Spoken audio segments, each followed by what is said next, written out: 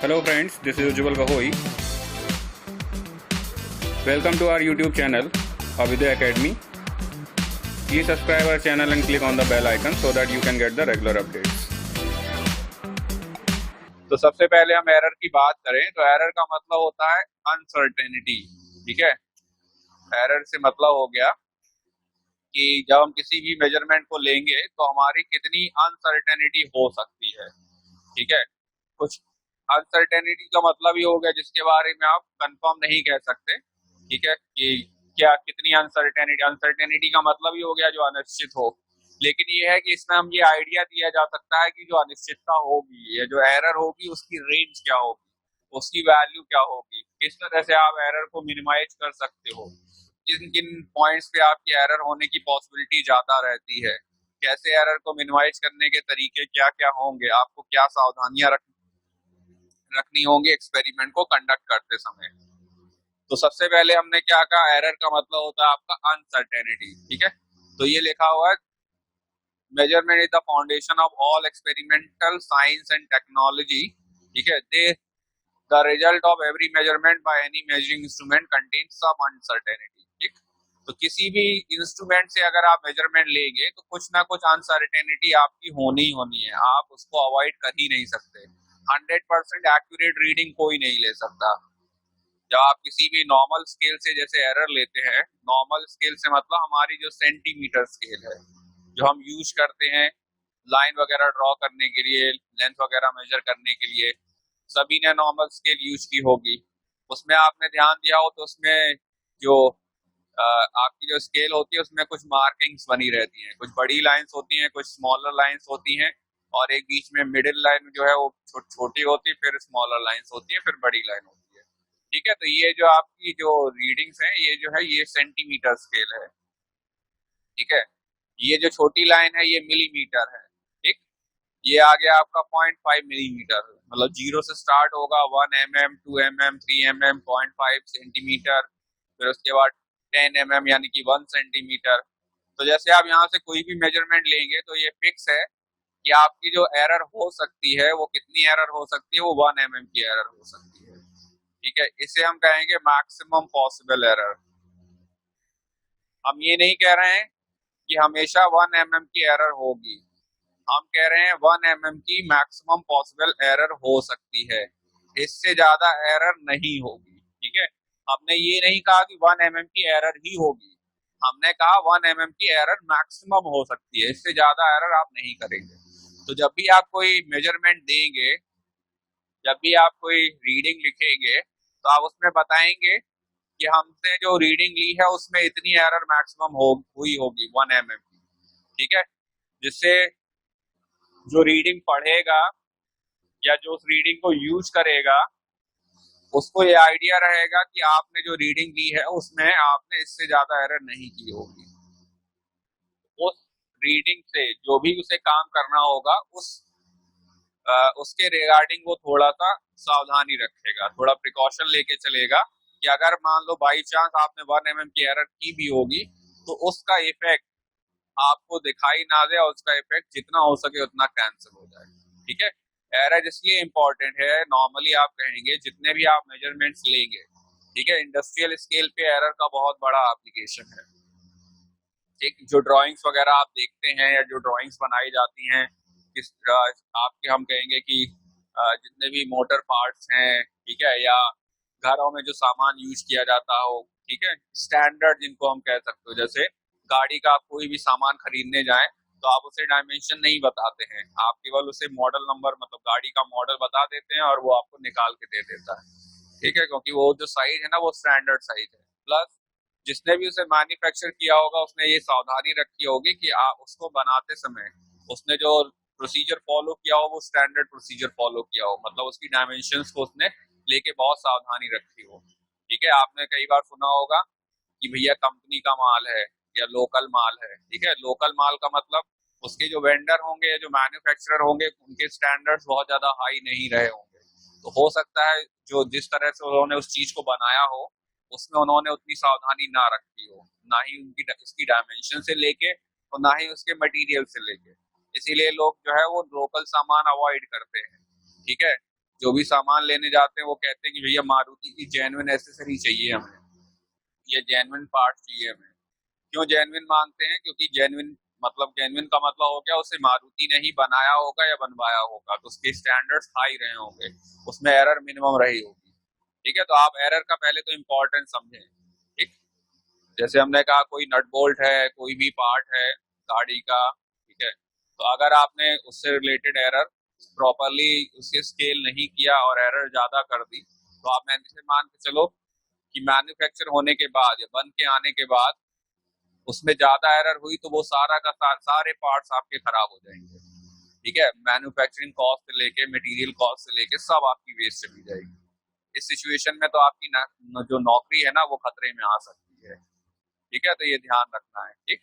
इसीलिए error important है, क्योंकि एरर से रिलेटेड आप ये ध्यान रहे कि जो भी ड्राइंग्स बनाते हैं, जो मेजरमेंट लेते हैं, उनको बहुत ध्यान रखना होता है। वो कई बार इस चीज को क्रॉस चेक करते हैं, क्योंकि एक बार वो पार्ट चला गया मैन्युफैक्चरिंग के लिए तो लाखों करोड़ों पीस बनेंगे उसके, और एक भी और ऐसे मान के चलो कि सारे पीसेस लगभग सेम साइज के ही बन के आएंगे, ठीक है।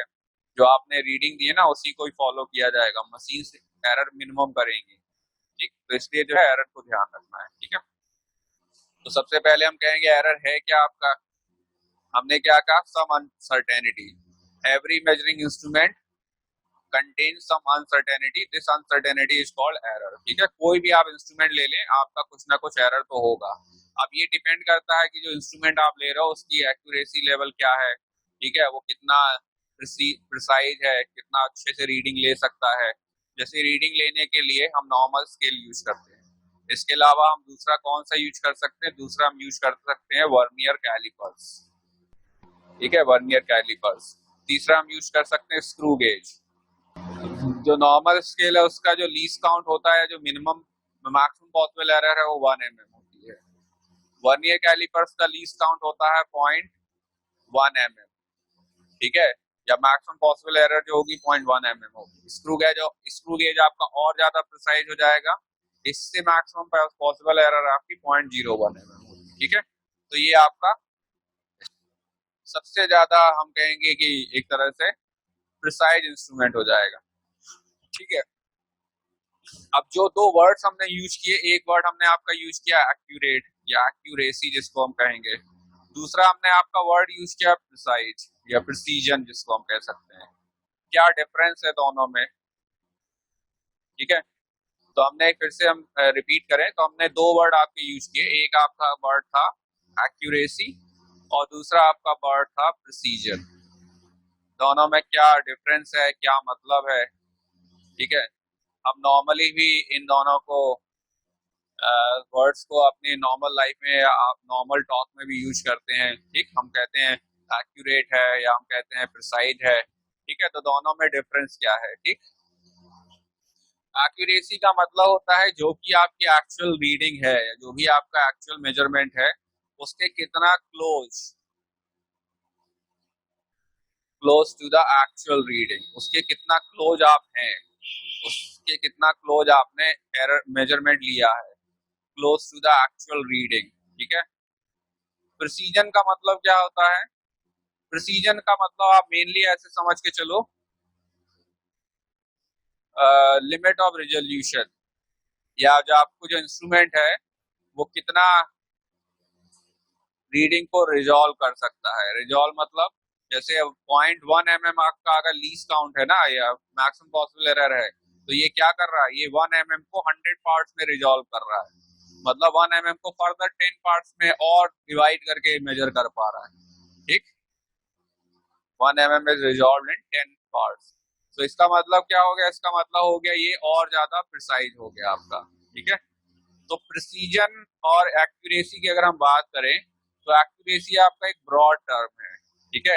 एक्यूरेसी में आपके कई सारे फैक्टर्स आ जाते हैं जिसमें से एक प्रिसीजन भी होगा, मतलब प्रिसीजन जो है वो आपका एक्यूरेसी में जाके इंक्लूड हो जाएगा, ठीक है। मतलब आप ऐसे मान के चलिए ज्यादा प्रिसाइज इंस्ट्रूमेंट का मतलब आपकी रीडिंग ज्यादा एक्यूरेट होगी, ठीक है, तो एक्यूरेट जो है वो, एक्यूरेसी जो है वो ब्रॉड टर्म है, बड़ा टर्म है, ठीक है, और इसमें प्रिसीजन भी इंक्लूड किया जाता है। द एक्यूरेसी इन मेजरमेंट में depend on several factors including the limit और resolution of the measuring instrument. मतलब एक्यूरेसी में आपके मेजरिंग इंस्ट्रूमेंट का प्रिसीजन भी आएगा, ठीक है, तो ये ध्यान रखना आपको। प्रिसीजन जो है ये प्रॉपर्टी आपकी मेनली इंस्ट्रूमेंट की होती है, ठीक, ये आपकी क्या हो जाएगी, ये प्रॉपर्टी आपकी मेजरिंग इंस्ट्रूमेंट की हो जाएगी। ज्यादा प्रिसाइज मतलब क्या कहेंगे हम, ज्यादा एक्यूरेट वो रीडिंग ले लेगा, ठीक है, एक्यूरेट रीडिंग देगा, उसका रेजोल्यूशन ज्यादा हाई होगा, ठीक है। तो आपको ध्यान रखना एक्यूरेसी का डिफरेंस और प्रिसीजन का डिफरेंस। समझ में आ गया सबको, एक्यूरेसी इन प्रिसीजन में डिफरेंस, ठीक है। तो अगर आपसे कोई पूछे तो आप कहेंगे एक्यूरेसी में जो है वो कई सारे फैक्टर्स इन्वॉल्व होते हैं, प्रिसीजन उनमें से एक होगा, ठीक है। एक्यूरेसी को आपको एक्यूरेट करने के लिए आपको कई सारी चीजों पे फोकस करना पड़ेगा। प्रिसीजन जो है वो मेनली इंस्ट्रूमेंट की प्रॉपर्टी है, ठीक है। हाईली प्रिसाइज इंस्ट्रूमेंट मतलब आप ऐसे मान चलो उसकी रिजॉल्विंग कैपेसिटी ज्यादा हाई होगी, ठीक है, और वो किसी के लिए भी हो सकता है, ठीक। चलो इसके बाद हम आते हैं types of errors. Types of error में पहला एरर है आपका सिस्टमैटिक एरर्स। तो नॉर्मली टाइप्स ऑफ एरर्स में आप क्या कहोगे, आप दो तरह से टाइप्स ऑफ एरर को डिवाइड कर दोगे, ठीक है। पहला आपका हो जाएगा सिस्टमैटिक एरर्स, सिस्टमैटिक एरर्स, ठीक है। दूसरा आपका आता है रैंडम एरर्स।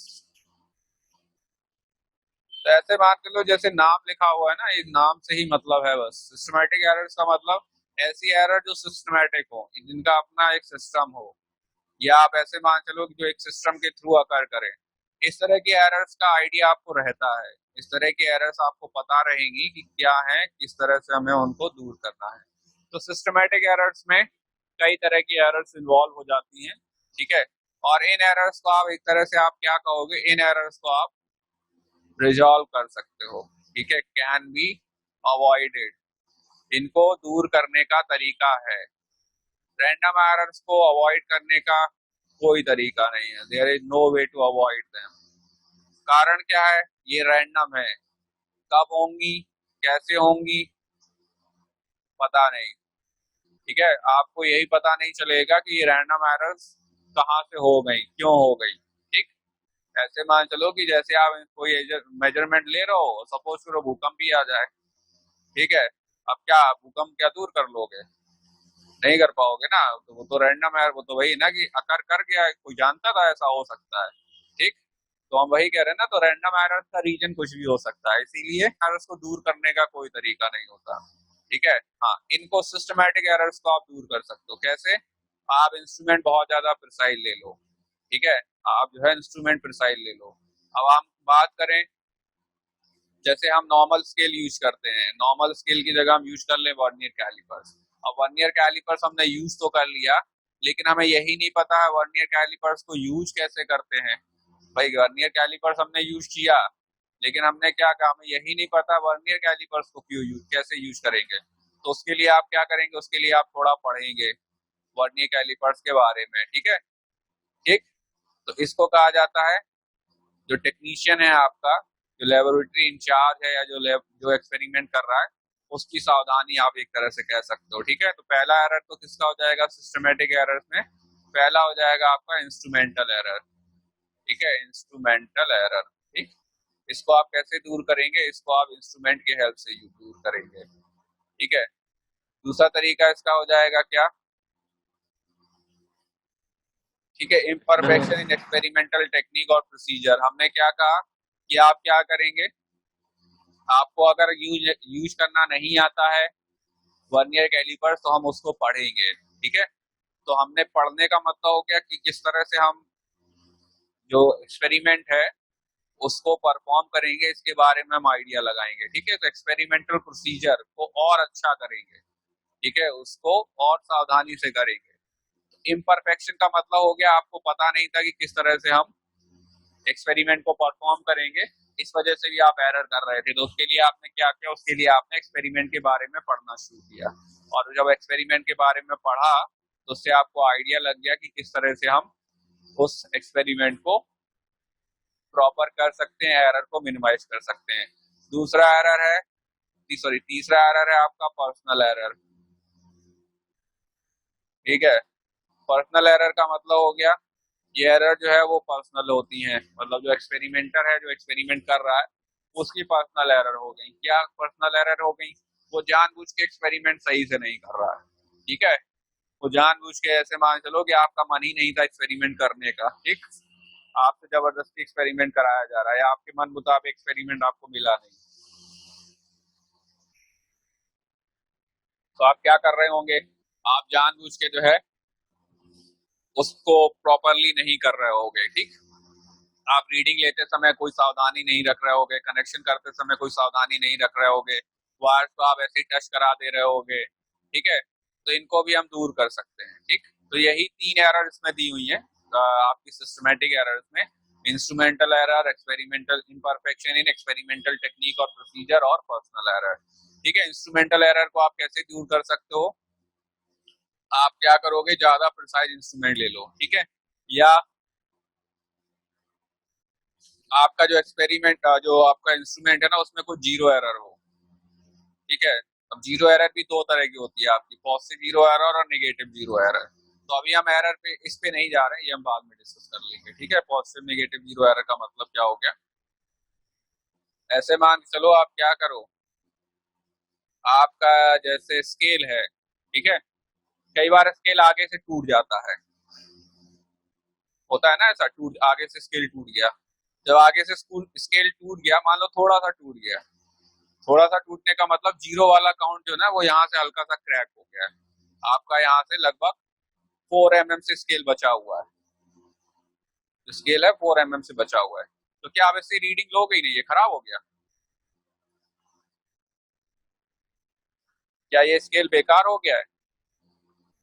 नहीं सर, नो सर। बेकार हुआ है। क्या क्या क्या करेंगे यहाँ पर, कैसे रीडिंग लेंगे इससे? सर 1 को 0 मान लेंगे सर। हाँ, 1 को 0 मान ले, या 1 को 0 नहीं मानना, हमें 4 mm से ही ले, तो फिर क्या करेंगे?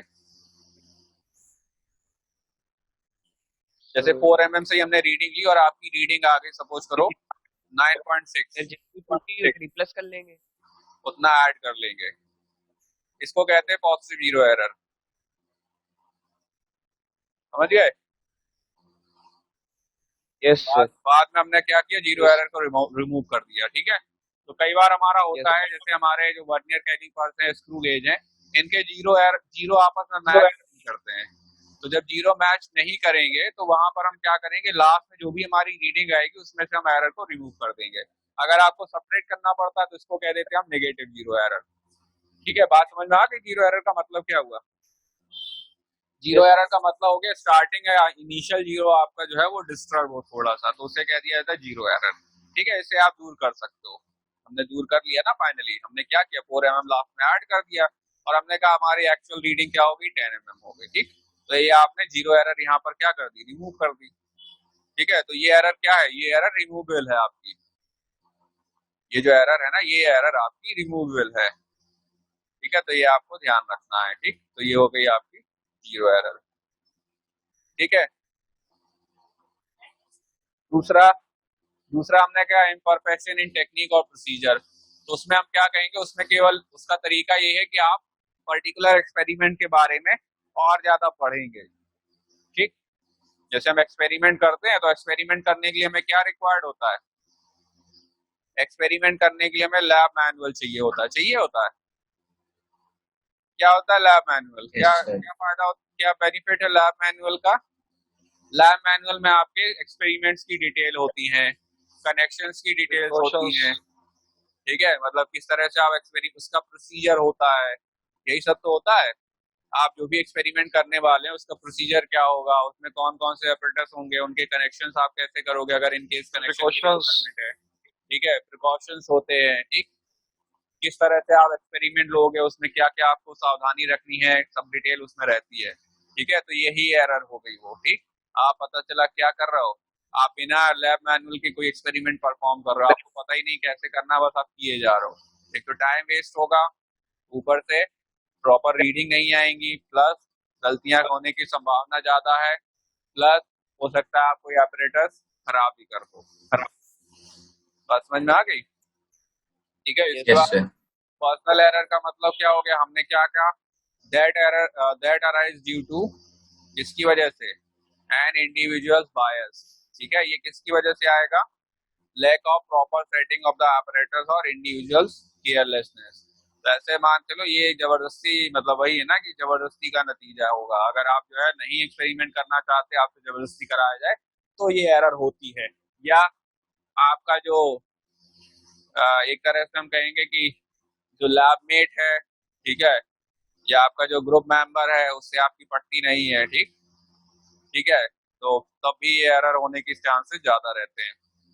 जिसमें ये कैसे आता है, इसको कहा जाता है पैरालैक्स। पैरालैक्स का मतलब क्या होता है, नॉर्मली तरीका ये होता है कि जब आप कोई रीडिंग लें किसी भी स्केल से, ठीक है, तो जब आप रीडिंग लें किसी स्केल से तो आप प्रॉपरली ऊपर आंख रख के लें।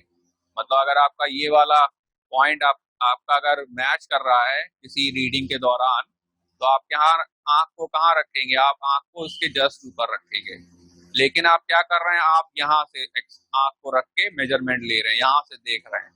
तो जब यहाँ से देख रहे हैं तो होगा क्या, हो सकता है एक आगे वाला खाना आपको मैच करता हुआ दिख जाए, एक आगे वाला कॉलम आपको मैच करता हुआ दिख जाए, तो आपने क्या कर दिया, आपने जबरदस्ती एरर कर दी 1 mm की। बात समझ में आ गई? पता चला मैच कोई और कर रहा था, आप टेढ़ा मेढ़ा हो के आप रीडिंग ले रहे हो, आप टेढ़े मेढ़े हो के आप रीडिंग लोगे तो एरर तो हो ही जाएगी। ठीक है, जिसे कहा जाता है पैरालैक्स। इसको रिमूव भी आप कर सकते हो। आपको क्या करना है, आपको रीडिंग लेते समय आंख को स्केल के जस्ट ऊपर रखना है, परपेंडिकुलर। ठीक है, तो आप किसको रिमूव कर लोगे, आप पैरालैक्स को रिमूव कर लोगे। बात समझ में आ गई? चलो आगे बढ़ते हैं। यस इसके बाद आता है रैंडम एरर्स। तो हमने कहा रैंडम एरर्स को रिमूव करने का कोई तरीका नहीं है। ये एरर्स क्या है, ये ऐसी एरर्स हैं जो किसी भी रीजन से हो सकती हैं। ठीक है, तो random errors are those errors which occur irregularly hence are random with respect to sign and size. These can arise due to random and unpredictable fluctuations in experimental conditions. For example, unpredictable fluctuations in temperature and voltage supply. मतलब आप जैसे आपको suppose करो आप Ohm's law का experiment कर रहे हो, इसमें हम रेजिस्टेंस मेजर करते हैं, ठीक है, V प्रोपोर्शनल टू I वाले रिलेशन में। अब पता चला आपको एक बैटरी दे दी गई, बैटरी जो है वो कैसी है, बैटरी आपकी गड़बड़ है। कभी दे रही है आपकी बैटरी 5 वोल्ट, कभी दे रही है 4.5 वोल्ट, कभी दे रही है 4.4 वोल्ट, कभी दे रही है 4.8 वोल्ट। तो आपका क्या होता रहेगा, करंट जो है वो कंटिन्यूसली फ्लक्चुएट होता रहेगा, तो आपकी रीडिंग जो है वो प्रॉपर नहीं आएगी। ठीक है, तो ये क्या हो जाएगा, ये आपको क्या पता बैटरी खराब है, बैटरी में थोड़ी लिखा होगा।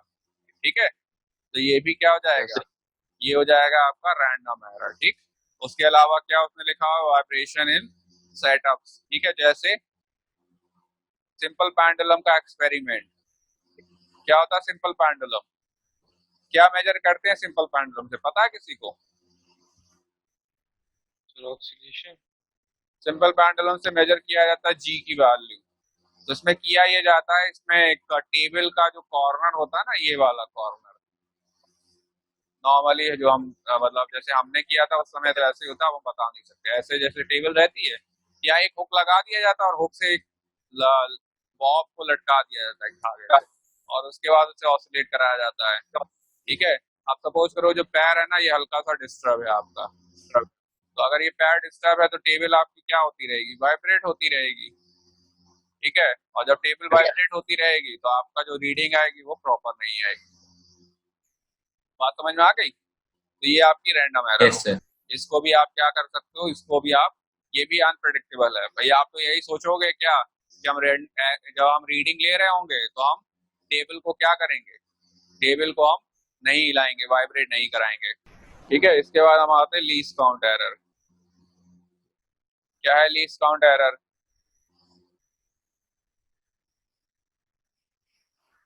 लीस्ट काउंट का मतलब ही क्या हो गया, जो नाम में लिखा हुआ है ना, minimum measurable value, least count error जो है ना आपकी, यही एक्चुअली में मैक्सिमम पॉसिबल एरर होती है किसी भी आपके इंस्ट्रूमेंट की, मैक्सिमम पॉसिबल एरर।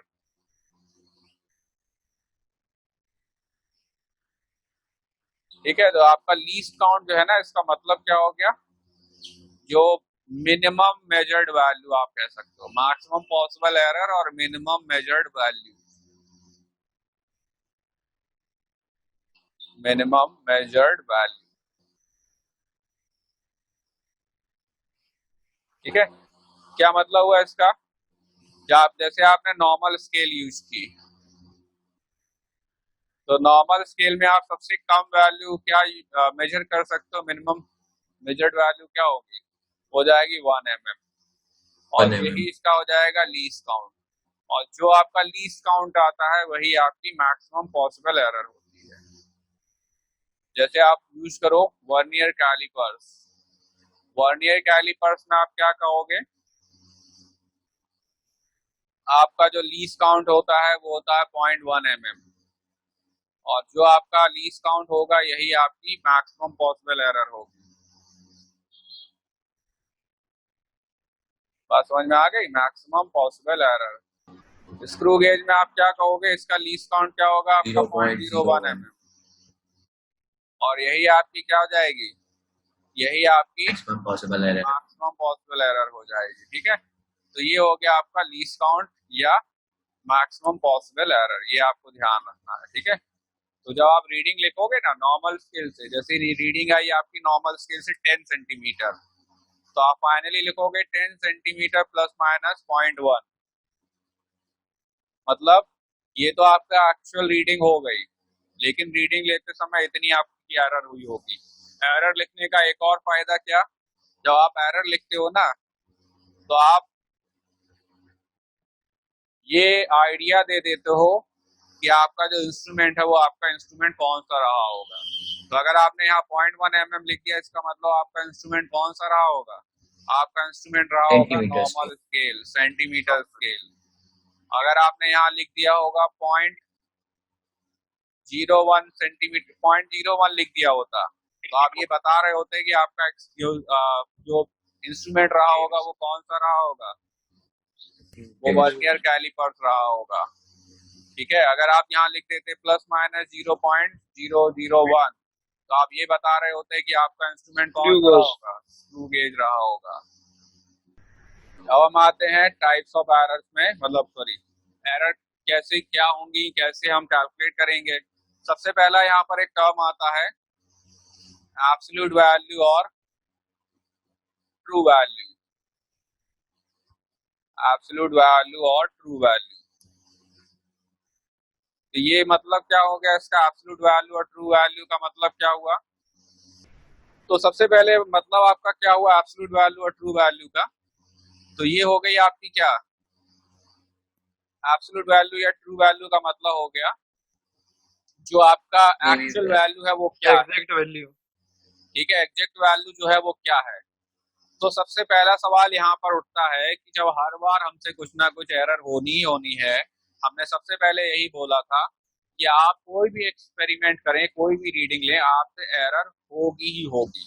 ठीक है, जब हर बार एरर होनी है तो ट्रू वैल्यू निकालेंगे कैसे, फिर हम या एब्सोल्यूट वैल्यू निकालेंगे कैसे हम, तो उसके लिए तरीका ये होता है कि ट्रू वैल्यू एब्सोल्यूट वैल्यू निकालने के लिए हम कई सारी रीडिंग लेते हैं, ढेर सारा डेटा कलेक्ट करते हैं। ठीक है, ढेर सारा डेटा का मतलब लार्ज नंबर ऑफ रीडिंग्स, और जो भी आपकी रीडिंग्स आई हैं उनका सबका आप निकालोगे एवरेज। ठीक है, तो हमने कहा आपकी रीडिंग आ गई, पहले वाले में पहली रीडिंग आई A1, दूसरी रीडिंग आई A2, तीसरी रीडिंग आई A3, चौथी reading I A4 dot dot dot AN। ठीक है, ढेर सारा डेटा आपने कलेक्ट कर लिया, तो इसी को क्या करोगे आप, फिर सबको ऐड करोगे, A1 plus A2 plus A3 plus A4 कहाँ तक, AN अपॉन AN। ठीक है, आप जैसे एक्सपेरिमेंट करने गए होगे तो आपसे जो भी आपके लैब इंचार्ज हो या लैब असिस्टेंट हो, उन्होंने आपसे कहा होगा आपने उन्होंने आपसे कहा होगा कि जितनी हो सके उतनी ज्यादा रीडिंग लो, कम से कम 5 से 6 रीडिंग तो लो ही लो, बोला है कभी? ठीक है, जब भी आप एक्सपेरिमेंट करने जाओगे तो क्यों ऐसा कहा जाता है? पहली बात तो आपको ये ध्यान रखना है, आप जितनी ज्यादा नंबर ऑफ रीडिंग लोगे उतना नंबर ऑफ एरर या उतनी आपकी एरर क्या हो जाएगी, मिनिमम हो जाएगी। कारण हर रीडिंग में कुछ ना कुछ एरर होगी, तो कभी पॉजिटिव एरर होगी, कभी निगेटिव एरर होगी। पॉजिटिव नेगेटिव एरर का मतलब, चलो हाँ, तो हमने क्या कहा कि आप जब भी कोई रीडिंग लेंगे, ठीक है, तो उसमें आपके दोनों साइड एरर होगी, पॉजिटिव साइड भी नेगेटिव साइड भी। इसीलिए एरर लिखते समय क्या लिखा जाता है, प्लस माइनस लिखा जाता है। इसका मतलब क्या होता है? इसका मतलब ये होता है कि देखो एरर है, एरर का मतलब होता है अनसर्टेनिटी, ठीक है। और अनसर्टेनिटी आपकी किसी भी डायरेक्शन में हो सकती है। मतलब जैसे आपने कोई रीडिंग ली, आपकी रीडिंग आई 10 सेंटीमीटर, तो 10 सेंटीमीटर का मतलब हो गया इसमें एरर आपकी दोनों साइड हो सकती है, 1 mm पॉजिटिव भी हो सकती है और 1 mm नेगेटिव भी हो सकती है। मतलब क्या हुआ इसका, मतलब ये हुआ, हो सकता है एक्चुअल रीडिंग जो है वो 9.9 सेंटीमीटर रही हो, आपने 10 सेंटीमीटर ले ली हो, या हो सकता है एक्चुअल रीडिंग जो है वो आपकी 10.1 सेंटीमीटर रही हो, आपने क्या ले ली हो, 10 सेंटीमीटर ले ली हो, ठीक है। तो इसीलिए दोनों साइड एरर लिखी जाती है, ठीक। तो होता ये है कि देखो, हो सकता है आपने +0.1 एरर कर ली हो सकता है आपने -0.1 mm एरर कर ली हो, ठीक है, दोनों साइड में पॉसिबिलिटी है। तो इसीलिए क्या होगा, जब आप बहुत सारी रीडिंग लोगे ना, तो कई बार होगा आपका कई सारे रीडिंग्स, कई सारे एरर तो आपस में जुड़ के क्या हो जाएंगे, एक दूसरे को कैंसिल कर देंगे, ठीक है। पता चला कहीं +0.1 हो गया, कहीं -0.1 हो गया, कहीं +0.1 हो गया, कहीं आपने ज्यादा बड़ा एरर कर लिया हो। तो अगर किसी रीडिंग को लेते समय आपकी एरर ज्यादा हो गई हो तो होगा क्या, वो जब इतनी बार ऐड होके जब डिवाइड होगी ना इनसे, तो वो क्या हो जाएगी, वो सब में इक्वली डिस्ट्रीब्यूट हो जाएगी। इसीलिए ज्यादा नंबर ऑफ रीडिंग लेने से आपको फायदा हो जाता है। तो आपने कई बार होता है कि जब हम कोई एक्सपेरिमेंट कंडक्ट करके रीडिंग निकालते हैं, तो कोई एक रीडिंग हमारी बहुत ज्यादा डिफरेंट आ जाती है बाकी रीडिंग से, तो या तो उस रीडिंग को हम डिस्कार्ड कर देते हैं, और नहीं डिस्कार्ड करना है अगर हमें, तो होगा क्या उससे फायदा, जब आप 10 रीडिंग लोगे ना, तो वो जो एक्स्ट्रा या एक्सेस रीडिंग है ना, ठीक है, वो क्या हो जाएगी, वो 10 से डिवाइड होके इक्वली डिस्ट्रीब्यूट हो जाएगी। तो इससे आपका क्या हो जाएगा, इससे आपकी एरर कम हो जाएगी, ठीक है। इसीलिए ज्यादा नंबर ऑफ डेटा लिया जाता है। तो जितना ज्यादा नंबर ऑफ डेटा आप लोगे ना, उतना अच्छा रहेगा आपके लिए, ठीक है। तो ये आपको ध्यान रखना है, ठीक। तो एब्सोल्यूट एरर, तो पहले तो हमने क्या कहा, एरर क्या है, एब्सोल्यूट एरर क्या हो जाएगा, the absolute error in the measurement of a physical quantity is the magnitude of the difference between the true value and the measured value of the quantity. तो मेजर्ड वैल्यू का मतलब, हमने suppose करो measurement लिया, तो एक पहला measurement आया A1, दूसरा मेजरमेंट आया A2, तीसरा मेजरमेंट आया A3, चौथा मेजरमेंट आया A4, डॉट डॉट डॉट कहाँ तक, AN तक। तो आप क्या करोगे यहाँ, तो सब इनका जब मीन निकालोगे ना, एवरेज निकालोगे, तो आपको क्या मिल जाएगा, A1 + A2 + A3 + A4 कहाँ तक, डॉट डॉट डॉट AN। इसे ही आप कहोगे ट्रू वैल्यू और मीन वैल्यू। ये हो जाएगी आपकी ट्रू वैल्यू और मीन वैल्यू, ट्रू वैल्यू और मीन वैल्यू, ठीक है, ठीक। अब इसमें आप क्या करोगे, इसी को अगर आप उसकी एक्चुअल वैल्यू जो आपने, या जो मेजर्ड वैल्यू है ना, उसके साथ जो डिफरेंस आएगा वो हो जाएगा आपका एब्सोल्यूट एरर। मतलब पहली रीडिंग का जो आपका एब्सोल्यूट एरर हो जाएगा, वो जाएगा A मीन - A1, ठीक है। Absolute error is defined as the difference between true value and the measured value, ठीक है। Error in reading 1 is defined as the difference between mean value और ट्रू वैल्यू, मीन वैल्यू और measured value, ठीक है। इसे ही आप क्या कह दोगे, इसे ही आप कह दोगे आपका एरर, ठीक, ठीक है, ये आपकी एरर हो जाएगी। इसी तरह से डेल्टा A2 क्या जाएगा आपका, डेल्टा हो जाएगा A mean - A2। Delta A3 क्या हो जाएगा, error in measurement of third measurement AM - A3, ठीक है। लास्ट में आपका क्या आ जाएगा, डेल्टा AN आ जाएगा, AM - AN, ठीक। तो ये आपकी क्या हो गई, ये आपकी एब्सोल्यूट एरर्स हो गई, किसमें, पहली रीडिंग में, दूसरी रीडिंग में, तीसरी रीडिंग में, चौथी रीडिंग में, पांचवी रीडिंग में, ठीक है, एब्सोल्यूट एरर। ठीक, तो ये आपको ध्यान रखना है।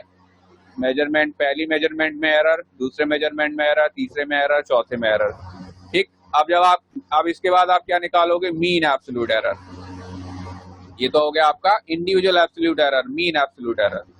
तो भैया मीन एब्सोल्यूट एरर निकालते समय आप ध्यान क्या रखना है? ध्यान ये रखना है एक्चुअल में हुआ क्या है। अभी आपने डेल्टा A1 निकाला, क्या आया delta A1? A mean minus A1।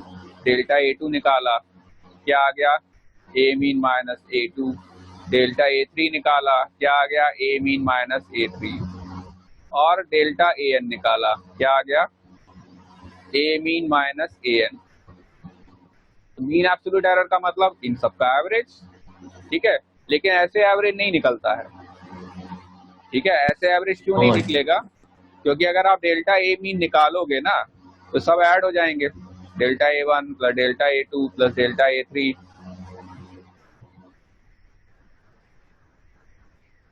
Upon में n। जब आप वैल्यू पुट करोगे, ठीक है, 1/n हम बाहर ले रहे हैं। ठीक, अब डेल्टा A1 क्या है आपका? AM माइनस A1 है ना। डेल्टा A2 क्या है? AM माइनस A2 है। डेल्टा A3 क्या है? AM माइनस A3 है। डेल्टा AN क्या है? AM माइनस AN है।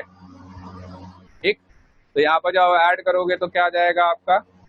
यह आ जाएगा आपका n टाइम्स AM माइनस में A1 plus A2 plus A3, कहाँ तक? AN तक आएगा। Yes sir. अब भैया बात है ना, n से जो डिवाइड हो जाएगा तो आ जाएगा AM, और यहाँ पर n और आ जाएगा, A1 plus A2 plus A3 और AN अपॉन में n, यही आएगा। ये तो 0 आ जाएगा, मतलब कोई एरर हुई नहीं आपकी, गलत बात है। तो ये ध्यान रखना है आपको, ठीक है। एरर, मीन एब्सोल्यूट एरर ऐसे नहीं निकलती है। आप जितने भी सबकी एरर है ना, उनको सबको एक डायरेक्शन में लेके चलोगे। एक डायरेक्शन से मतलब हमारा, आप सबको यूनि डायरेक्शनल पहले करोगे, मतलब सबको एक डायरेक्शन का मतलब सबका एक साइन करोगे और उसके बाद उन्हें जोड़ोगे। मतलब क्या हुआ इसका? जब आप डेल्टा A1 लिखोगे ना, तो अगर आपका पॉजिटिव आया है तो ठीक है, पॉजिटिव साइन के साथ ले लिया। डेल्टा A2 लिखोगे तो अगर नेगेटिव आ गया ना तो उसको भी पॉजिटिव साइन के साथ लोगे। डेल्टा A3 लिखोगे तो अगर नेगेटिव आ गया तो उसको भी पॉजिटिव साइन के साथ लिखोगे। ठीक, तो यहाँ पर जब मीन एब्सोल्यूट एरर लिखेंगे तो हम क्या करेंगे? अब थोड़ा ध्यान रखना है, यहाँ पर हम सबको हम पॉजिटिव वैल्यू लेके लिखेंगे, मतलब सबका हम मॉड लेंगे। ठीक है, सबका क्या लेंगे? हम सबका लेंगे मॉड। तो जब मीन एब्सोल्यूट एरर आप लिखोगे तो आप क्या करोगे? सबका मॉड, तो ये आपकी मैक्सिमम मीन एब्सोल्यूट एरर हो जाएगी। तो डेल्टा A मीन हो जाएगा आपका mod of delta A1 plus mod of delta A2 plus mod of delta A3 n तक। ठीक है, तो ये हो गई आपकी मीन एब्सोल्यूट एरर। ठीक है, तो पहले तो आप मीन वैल्यू निकालोगे, जितना भी आपने डेटा निकाला है सबसे आप निकालोगे उसकी मीन वैल्यू। फिर आप क्या निकालोगे? फिर आप निकालोगे मीन एब्सोल्यूट एरर। ठीक है, जो फाइनल रीडिंग आपकी हो जाएगी, तो फाइनल रीडिंग क्या हो जाएगी आपकी? हो जाएगी A mean plus minus delta A mean. अब देखो ये 0 नहीं आएगा, ठीक है, ये जो है ना, ये 0 नहीं आएगा।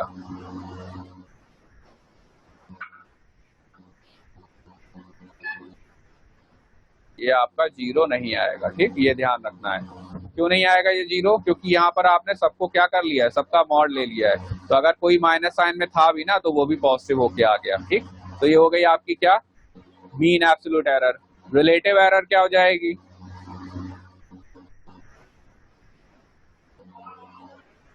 रिलेटिव एरर का मतलब ये हो गया error with respect to mean value या एक्चुअल वैल्यू। ठीक है, रिलेटिव एरर का मतलब हो गया delta A mean upon A mean. ठीक, मीन एब्सोल्यूट एरर अपॉन में ट्रू वैल्यू। इसे हम क्या कहेंगे? इसे हम कहेंगे आपका क्या? Relative error. ठीक, और फ्रैक्शनल एरर, दोनों कह सकते हो, रिलेटिव एरर और फ्रैक्शनल एरर। परसेंटेज एरर क्या हो जाएगा? इसी को आप कन्वर्ट कर दोगे किसमें, परसेंटेज में, तो delta A upon A into 100, ये आपका क्या हो गया, ये आपका परसेंटेज एरर हो गया। ठीक, तो ये चारों आपको ध्यान रखने हैं। पहला पार्ट क्या था, पहला पार्ट था आपको क्या निकालनी है, ट्रू वैल्यू या मीन वैल्यू। तो ट्रू वैल्यू और मीन वैल्यू निकालने के लिए आप क्या करेंगे, आप सारी रीडिंग लेंगे, फिर आपको निकालनी है मीन एब्सोल्यूट एरर। ठीक है, तो मीन एब्सोल्यूट एरर क्या हो जाएगी, सबको मैग्नीट्यूड वाइज ऐड करके डिवाइड बाय टोटल नंबर से ऐड कर देंगे। फिर आप निकालेंगे रिलेटिव एरर। रिलेटिव एरर क्या हो जाएगा आपका, mean absolute error upon mean value, और परसेंटेज एरर क्या हो जाएगा, delta A upon A mean into 100। ठीक है, अब आते हैं हम इसके कुछ क्वेश्चन हमें मतलब कुछ एग्जांपल इसके करा देंगे, उसके बाद एरर इन सम और मैग्नीट्यूड। तो ये जो सेकंड पार्ट है ना, ये ज्यादा इंपॉर्टेंट है आपके एग्जाम पॉइंट ऑफ व्यू से, इसका ये एप्लीकेशन मेनली है और यही आपका ज्यादा पूछा भी जाएगा। ठीक।